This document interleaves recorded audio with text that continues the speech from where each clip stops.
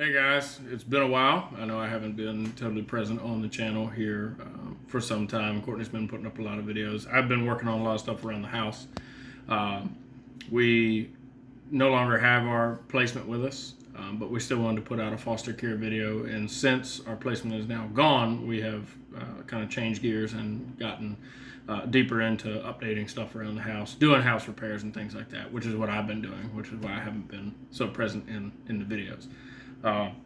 But just because our placement is gone, we just wanted to kind of put out some sort of content and kind of give you a little update about the direction we're going to be heading in the near future. Courtney and I did just get married recently, about a month ago now. So that was wonderful. We're super happy about that. And we have contacted our social worker, and we are going to have a sit-down meeting with our social worker here soon. And we are going to be kind of switching gears and changing to younger placements. Our last placement was a teenager, 15-year-old. She was 15 when she came to us, turned 16 while she was here, which was not what we planned on for our very first placement, seeing as we are, a younger couple. Fostering a teen as a young couple is definitely interesting, and it comes with its fair share of challenges on top of now you're fostering a teen. But we're going to be switching to younger placements, and we're just trying to get the room ready, trying to update it and clean it up a little bit, and do some stuff around the house in preparation with that. But for this video, Cody is going to ask me 6 questions about my experience as a foster parent, foster dad, and hopefully some of this content will be helpful to y'all if you're just starting out, or maybe you've had a placement or two and you're just looking to see what other people are going through. So turn this over to Courtney and we're going to start this interview. All right, so what is your favorite part about being a foster parent, and what is your least favorite part? My favorite part is, I know this sounds cliche, but something I really do enjoy is helping the kids, helping placements. Like with the last placement, it was very fulfilling to me to have her come in, and not that she didn't have any life skills, but when you're 15, 16 years old, that's kind of a time where you need to have some sort of role model to point you in a good direction, or else you can kind of quickly go off the rails. And so we helped her get a job, 2 jobs actually. Helped her get a job. I taught her how to drive. She had her learner's permit, and just kind of helped her with the whole young adult early life skills. But you could do that with any placement, and that is a very fulfilling feeling to me, to have a placement come to us and you be able to we get to learn this placement, learn maybe their interests, their dislikes, their personality, and begin to help guide them in a good direction, because they're not going to be with you forever. And it's just something that's very fulfilling, is hopefully making enough of an impact on this child or this placement's life that changes the course of their life forever for the good. So that's very fulfilling. And one of my favorite parts. I just naturally kind of like to help people where I can. Least favorite part is when our placement got dropped off. Is that required us to immediately overnight overhaul our entire schedule. Which Courtney and I are very busy people as it is anyways, with my work schedule and her work schedule and just us doing what we do as it is. You now threw another living being that you're responsible for in there, and all the things that come with that. At least with our last place, we had a lot of appointments that needed to be attended every week, and a lot of work that came with her. So it was not fun to just overhaul all the schedule and to see what free time we did have now get taken up by appointments and things like that, which, again, the payoff is worth the sacrifice, but from going from one thing to another extreme overnight was not enjoyable. Okay. If you would change one thing about our last foster placement, what would it be? I think probably, like I said, the busy schedule. And it was, we talked to a couple other foster families and a couple other social workers, and everyone pretty much unanimously agreed that what we were going through with the just the amount of appointments and the amount of things that came with her, it was abnormal. It was an abnormal amount of work on our part for a case. She was a high needs placement. She was an incredibly high maintenance placement.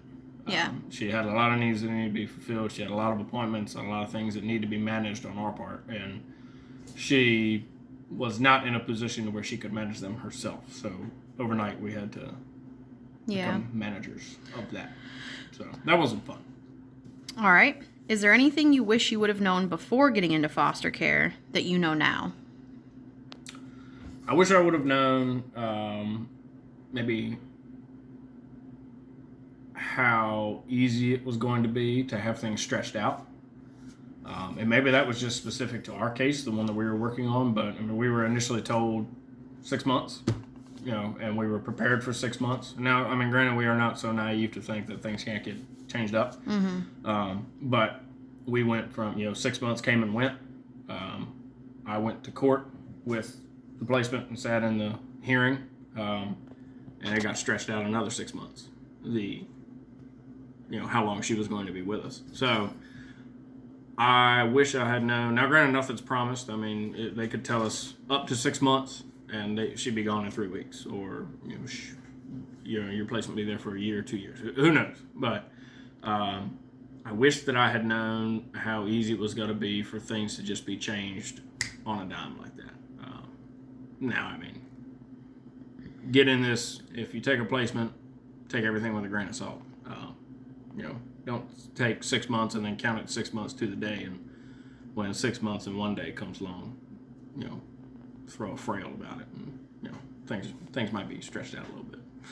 Is there anything you wish you would have done to better prepare before the first placement?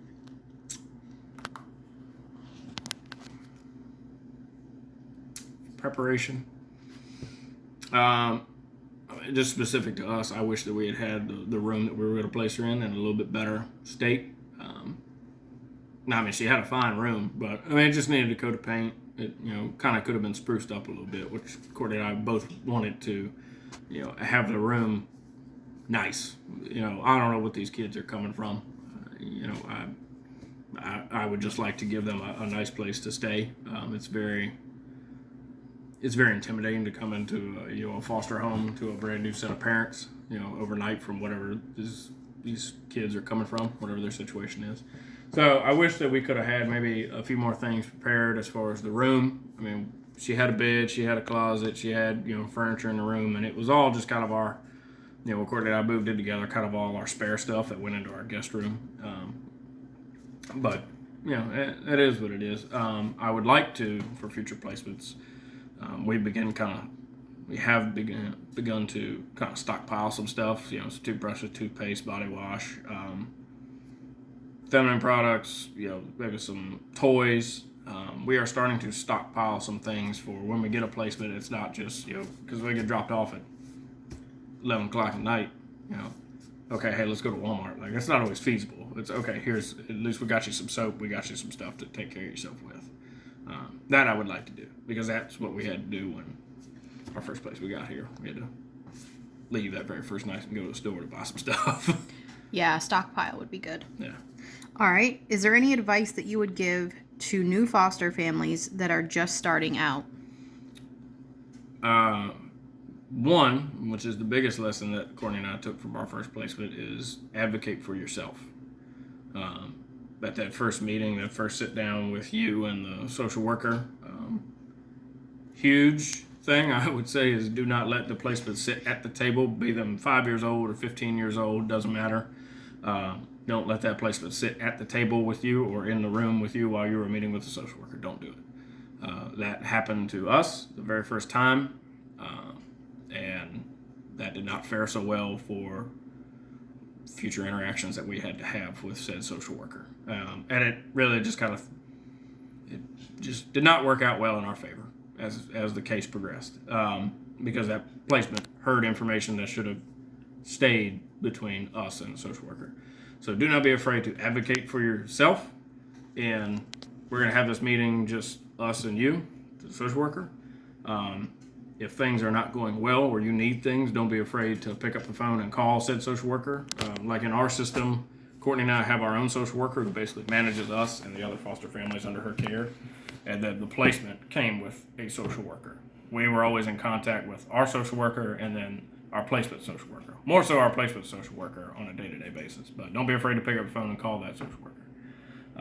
And probably the last piece of advice I would find, or that I would give, is find a foster family, a veteran foster family in your area, in your system, and make friends with them and tap them for advice. Ask them, is this normal? Have you ever seen anything like this? This is a situation I'm facing, because those people that have more time in the system, more experience, are just invaluable assets to have. They're nice people to be able to call when you have a question. And if you're like us, you're picking up the phone and asking questions all the time. All right. Last question. This is kind of similar, but maybe you can think of something different. It says, what is the biggest lesson you have learned from fostering a teen? Ooh. That was very specific to our last case, but I mean, when we got her, I mean, I was 28. Yeah. I was 28 when we got her. I'm 29 now. I have no kids. Neither Courtney or I have kids. We've never, other than nieces and nephews, we've never had any exposure to really parenting children. So suddenly going from, just her and I to, okay, now we're a parental figure in this kid's life. Oh, and they're 15. Like, they know how parents are supposed to act, or they at least have an idea. And so not only did I have to go from role of just me and Courtney overnight, now it was me and Courtney, parental figures for this person, and I had to change how I operated on a daily basis and communicated overnight, which, having really no prior experience in that role, was very difficult for me. And I think, too, when we sat down for that initial meeting, that was one of the things that we were upset that got brought up, was that her social worker basically let her know that this was our first placement. And so immediately I felt like, oh, crap, she knows. And so she's going to try to test us. And she knows that we're new. Yeah. It kind of was a disadvantage. Yeah. Which, again, boils down to, don't let that placement sit at the table with you. Everyone has a first placement. Not only was she our first placement, but we were her first foster family. Yes. So she was getting used to us, and we were getting used to being in the parental role. And obviously the dynamic was another lesson that I took from it, or another thing that kind of made it difficult was, she was 15. I was 13 years older than her. And so, there's not so much of an age gap to where she would naturally look at Courtney and I in you're older. It's not so easy for us to fit into the parental figure. If you saw the three of us on the street, you'd think, we were either all the same age or only a few years. You would not immediately look at her and be like, oh, that's your foster placement. Yeah. And, we definitely got some strange looks when, we went to some meetings, or, I showed up at the school to pick her up for something, and, I look like maybe I just got out of high school and I'm picking up a high school age kid. Yeah. So, but the biggest lesson I learned was that I had to overhaul how I communicated, and I had to definitely suddenly go overnight, learn how to go fit into a parental role overnight. So that was interesting. Yeah. But that's all I got. So those were, maybe I gave you some information, to help you out, or maybe ease your mind if you're just now getting into foster care. It's a wonderful ride. I certainly am glad that Courtney and I chose to do it. I look forward to doing it more in the future for many, many years to come, and making a positive difference in these kids' lives. They're going to test you. Our last placement definitely tested us more than once. But if you're anything like me, learn how to communicate with your partner a whole lot better than maybe what you do. And that had to change a lot. But it's okay. You're not alone. You've got other families and social workers and whatnot to help you out. It's not the end of the world. You're gonna be all right. So stay tuned. Keep watching our videos. Hit like, hit subscribe, ring the bell so you get notified every time we put up a new video. And hopefully before too long we can put up a video showing some things that we've done to the house. So y'all stay tuned and look out for those new videos coming out.